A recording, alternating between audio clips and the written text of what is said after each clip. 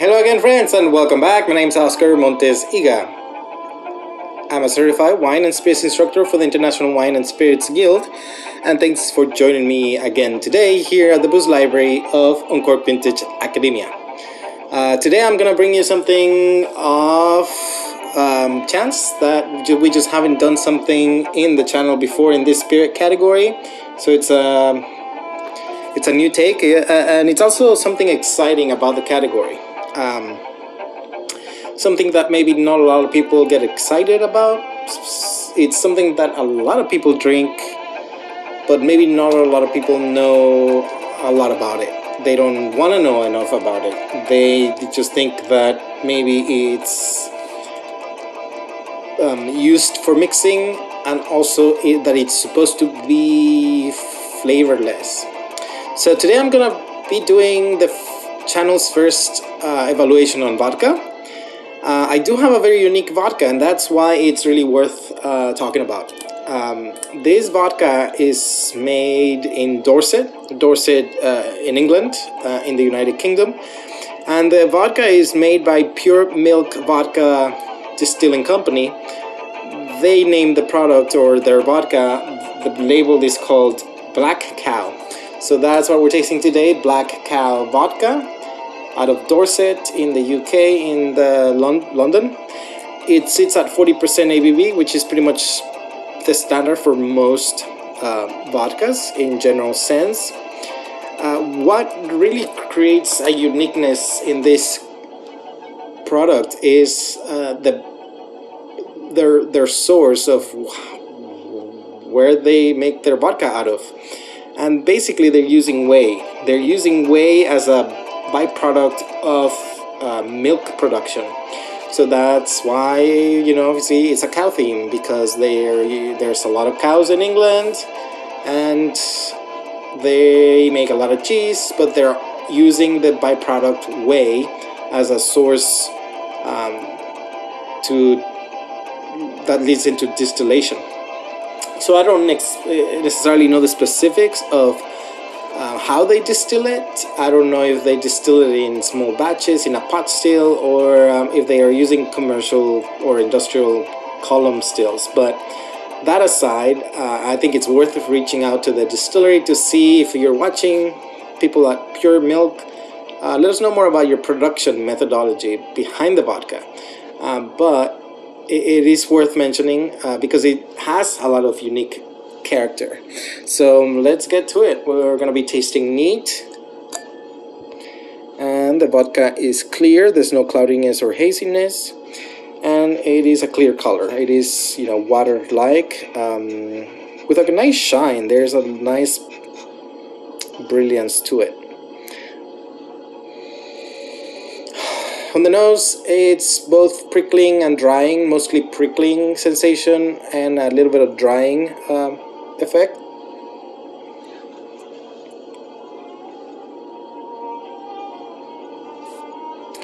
And let's get this swirl so we get some aromas.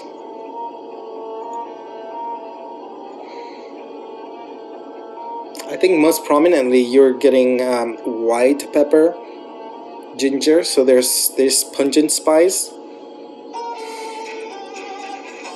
There's also something quite refreshing and fresh, both like a cucumber and like mint.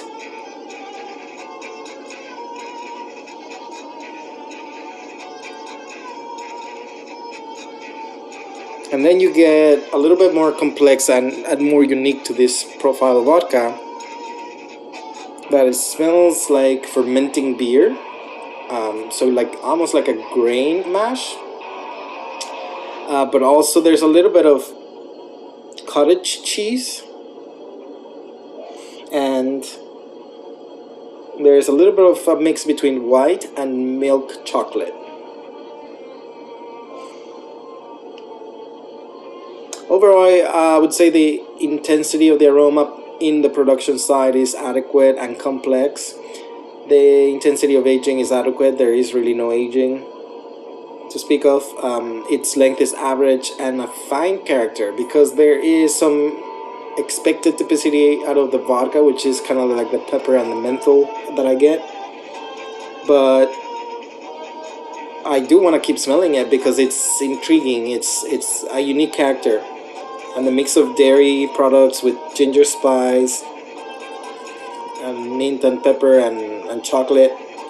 It's kind of exciting. So fine character. Let's give it a taste.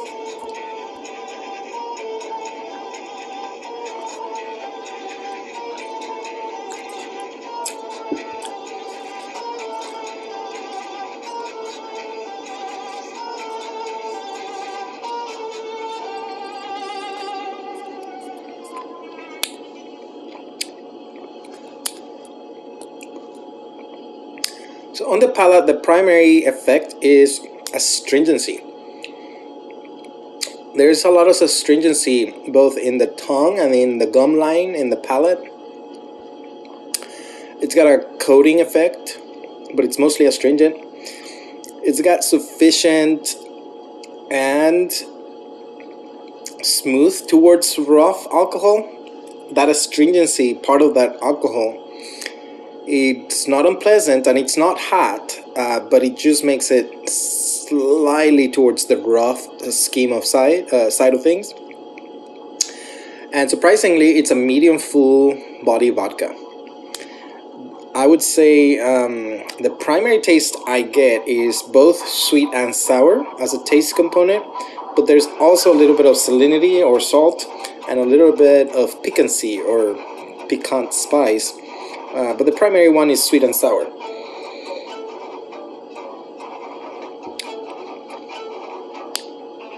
It's got a buttery smoothness. And then the flavors are somewhat similar to the nose. There's a lot of things that get confirmation, like the pepper and a little bit of the chocolate and the ginger spice.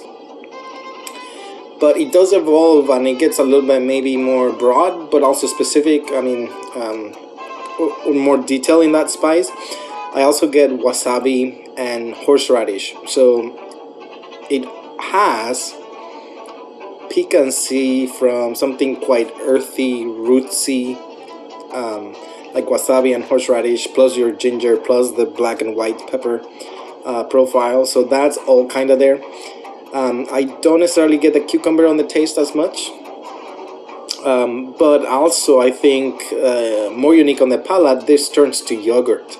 And what turns to yogurt for me on the palate is, of course, the cottage cheese I smelled on the nose.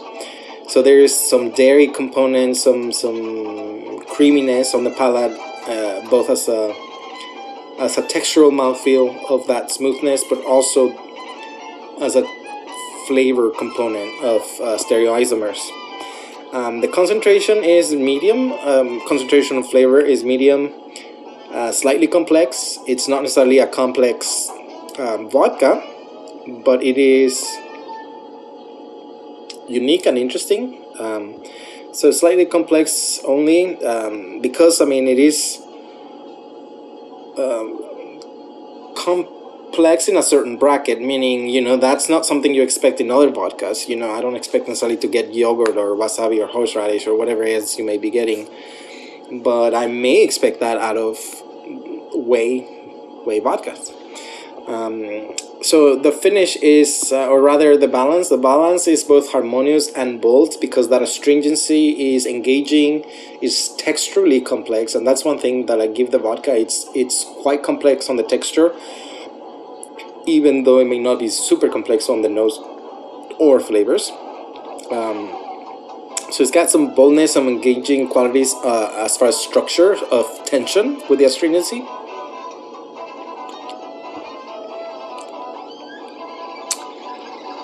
And it has a straightforward finish that is very long. You will taste those components for about 7-8 seconds.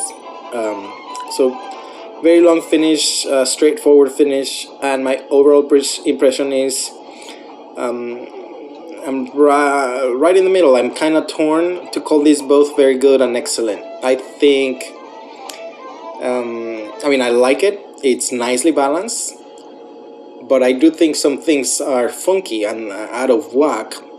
That said, that may make it an excellent vodka because it's showing us the raw material, the raw source of what they're doing, which is using dairy byproducts.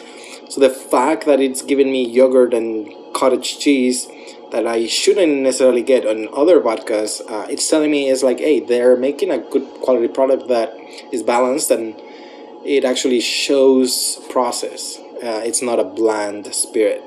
Which brings me to another thing, and maybe that's why we haven't done as many vodkas, because I don't know that people may be super interested, even though I am. I do like tasting and enjoying vodkas here and there. And by that I mean nice, fine, sipping vodkas, which are flavorful. So if you do believe that vodka should be neutral and flavorless and bland, you've been lied to, or you just have a misconception of what vodkas is, because in the old country and vodka making traditions that are traditional, you're supposed to have a flavorful product, not as flavorful as whiskeys or brandies or rums or tequilas, whatever your other choice of drink may be. But that doesn't mean your vodka needs to be bland. Your vodka should show terroir, if anything, source material and production techniques from the maker. I think the blandness of vodka started in the 60s and 70s when people in the United States having martini lunches, liquid lunches, going back to work.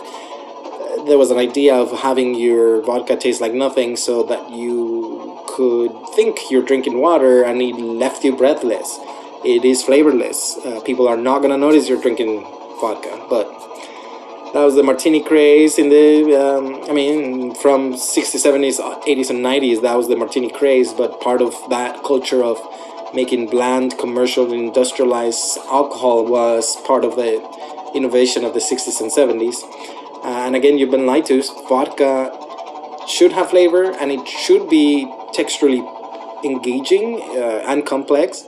And thankfully, there's still an European tradition that pays respect to traditional vodka. But the history lesson aside, I want to say that this vodka, I think, would pair really nicely with French crepes or a fondue, if you do a cheese fondue. Or if you want to keep it a little more simple, do a grilled cheese sandwich, and you have a great pairing. You have that little bit of butteriness, cheesiness going on in your sandwich, and this vodka with a little bit of creaminess and spice, that astringency that keeps your palate salivating and make it go. You can keep it going. Wanna take a next bite? I think you'll be very pleased. But furthermore, you should check out this episode. We some time ago did a classic cocktail. We did a black Russian and a white Russian, and the white Russian. Specifically, I made it with black cow because I thought that it would make a really nice trajectory to the cocktail to hone in on that creaminess from what the white Russian represents. And nail on the head, it made a fantastic, probably my favorite and the best white Russian I've ever made. I think it's a very nice complement and what I would call a master pairing on its own right, to pair the black cow vodka on your white Russian recipe, and you'll be super pleased. So I hope you get to try it. Leave me a comment, your thoughts. What do you want to learn more about next, whether it's a spirit or a demo on a cocktail. And please subscribe and like. I know you know how to do that. But also let me know if you'd like to see more vodka reviews and evaluations. So thanks for watching, guys. I look forward to seeing you next time. Cheers.